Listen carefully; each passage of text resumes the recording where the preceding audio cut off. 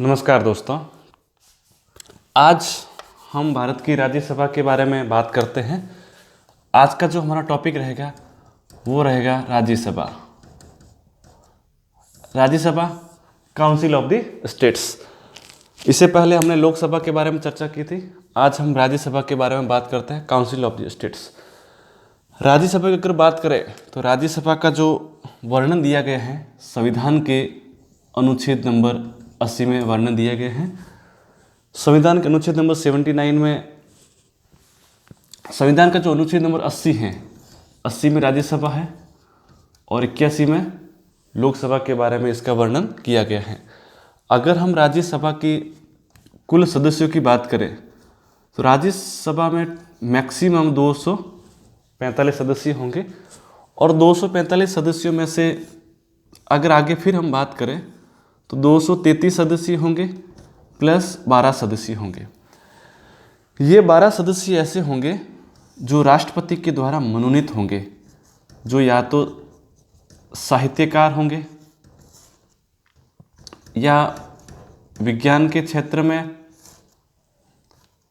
या समाज सेवा के क्षेत्र में या कला के क्षेत्र में। एमिनेंट पर्सन होने चाहिए जिन्हें या तो साहित्य के क्षेत्र में नॉलेज होना चाहिए या विज्ञान के क्षेत्र में वैज्ञानिक होने चाहिए या समाज के या सामाजिक सेवा के रूप में या फिर कलाकार के रूप में। ये 12 जो मेंबर होते हैं राज्यसभा में, काउंसिल ऑफ द स्टेट्स, उसमें राष्ट्रपति के द्वारा मनोनीत किए जाते हैं। लेकिन ये जो 12 सदस्यों का मनोनीत होता है ये राष्ट्रपति का स्वविवेक नहीं है। राष्ट्रपति उन लोगों को ही मनोनीत करता है जो सूची मंत्री परिषद के या जो मंत्रिमंडल या मंत्री परिषद के द्वारा, मंत्रिमंडल की सलाह पर जो सूची राष्ट्रपति को प्रेषित की जाती है वही व्यक्तियों को राष्ट्रपति के द्वारा मनोनीत किया जाता है। इससे पहले हमने लोकसभा में देखा था, लोकसभा में राष्ट्रपति 2 एंग्लो इंडियन लोगों को मनोनीत करता है। वो वहाँ पे अगर लोकसभा में एंग्लो इंडियन का पर्याप्त प्रतिनिधित्व तो नहीं है तो राष्ट्रपति 2 लोगों को मनोनीत करता है। यहाँ पर 12 ऐसे लोगों को मनोनीत करता है जो किसी विशेष क्षेत्र में अपना प्रभाव रखते हैं। अगर इन 14 लोगों की बात करें तो ये 14 लोग, एक बात कि ये 14 लोग जो लोकसभा और राज्यसभा में हैं ये राष्ट्रपति के चुनाव में हिस्सा नहीं लेते हैं, लेकिन राष्ट्रपति के महाभियोग प्रक्रिया में ये 12 + 2 ये 14 लोग राष्ट्रपति के महाभियोग की प्रक्रिया जो होगी तब ये लोग उसमें हिस्सा लेते हैं, जबकि राष्ट्रपति का जब चुनाव होगा तब ये लोग उस चुनाव प्रक्रिया में हिस्सा नहीं लेते हैं। अगर इसके आगे बात करें तो जैसे सचिन तेंदुलकर का हुआ था, MC मैरी कॉम का हुआ था। जब अप्रैल 2012 में जब सचिन तेंदुलकर का नॉमिनेट हुए थे राज्यसभा के लिए, तब वो मामला हाईकोर्ट में गया था उनकी योग्यता को लेकर। लेकिन बाद में ये कहा गया था कि जो हमारे संविधान निर्माताओं की भावना है, भावना के अनुरूप जो सचिन तेंदुलकर हैं उनकी योग्यता है, वो एक खेलना भी एक कला हो सकती है, तो उनको वहाँ पे माना कि खेलना भी एक कला हो सकती है, उनको भी चैलेंज किया गया था। अगर हम इन 233 लोगों की बात करें तो ये 233 लोग वे लोग हैं जो विभिन्न राज्यों से आते हैं, अलग अलग राज्यों से आते हैं। विभिन्न राज्यों के द्वारा इन लोगों का चयन होता है और इनके जो चयन की विधि है वो दी हुई है एकल संक्रमणीय आनुपातिक मत प्रणाली। एकल संक्रमणीय आनुपातिक मत प्रणाली। एकल संक्रमण का मतलब ये होगा कि इसमें आम जनता भाग नहीं लेती है, इसमें जो गिने चुने लोग होते हैं वो लोग हिस्सा लेते हैं और इनका जो चयन होता है वो राज्य की विधान परिषदों के द्वारा जो चुने हुए लोग होते हैं वो इन लोगों का चयन करते हैं। जैसे अगर राजस्थान के संदर्भ में बात करें तो राजस्थान के संदर्भ में राज्यसभा की जो टोटल सीटें हैं वो 10 सीटें हैं और जो विधानसभा की हमारी जो सीटें राजस्थान के संदर्भ में वो 200 सीटें हैं। तो इन 200 मेंबर्स के द्वारा इन 10 लोगों का चयन किया जाएगा। ये 200 लोग मतदान करेंगे इन 10 लोगों के चयन करने के लिए, जिसमें आम जनता का भाग नहीं लेती। जैसे राष्ट्रपति का हमने चुनाव देखा, हमने उपराष्ट्रपति का चुनाव देखा, उस तरह से देखें तो ये एकल संक्रमण आनुपातिक मत प्रणाली द्वारा इनका चयन होता है।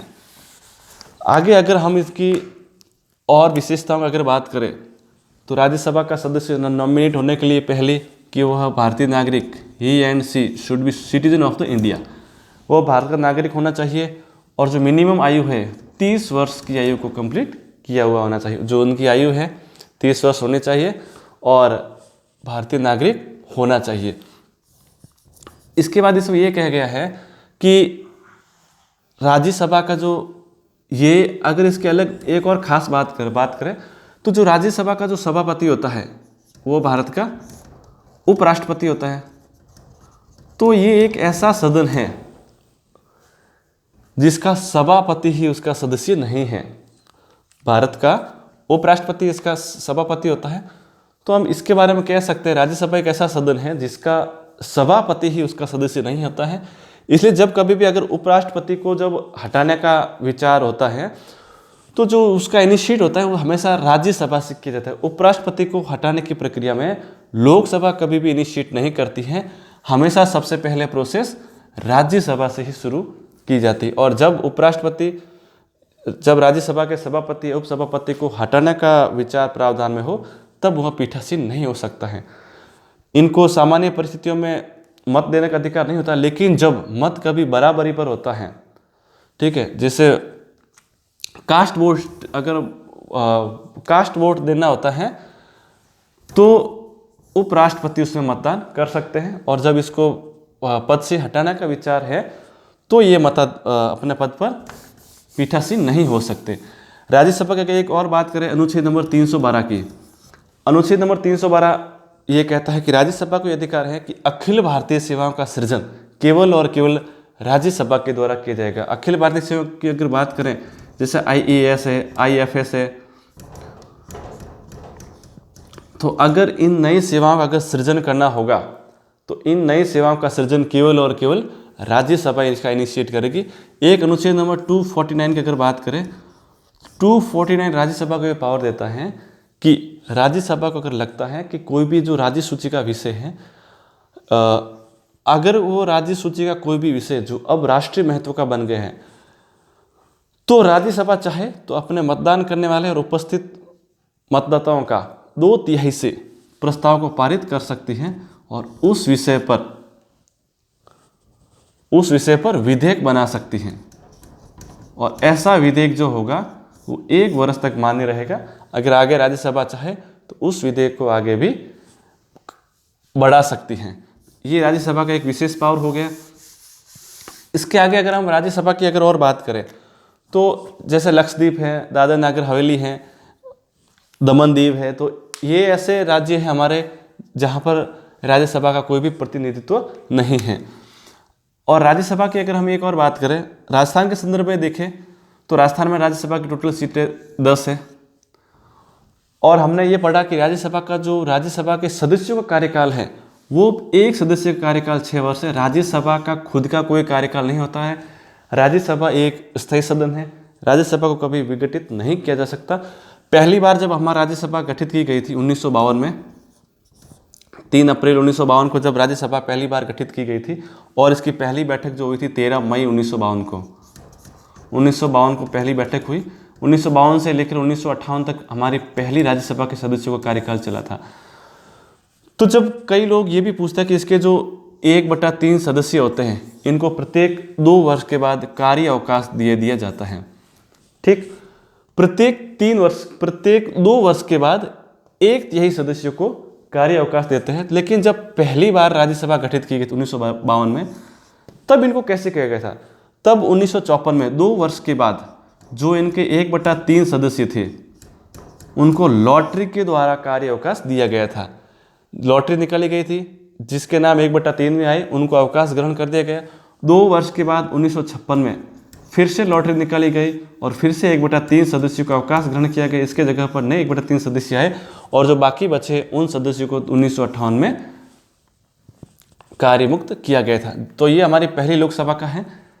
2 बार इसमें लॉटरी निकाली गई थी और 1958 तक इनका हमारी जो राज्यसभा है उनका कार्यकाल चला गया था। तो एक सदस्य का कार्यकाल जो होता है वो 6 वर्ष के लिए होता है, लेकिन इसके जो सभापति होते हैं उपराष्ट्रपति, उनका कार्यकाल 5 वर्ष का होता है, क्योंकि वो उपराष्ट्रपति होते हैं। और जब ये उपराष्ट्रपति राज्यसभा के सभापति होते हैं, इसलिए उपराष्ट्रपति को हमेशा जो वेतन मिलता है वो राज्यसभा के सभापति के तौर पर मिलता है, उनको उपराष्ट्रपति के लिए कोई भी वेतन नहीं मिलता है। ठीक है, धन्यवाद। आगे के टॉपिक में हम कल और चर्चा करेंगे। धन्यवाद।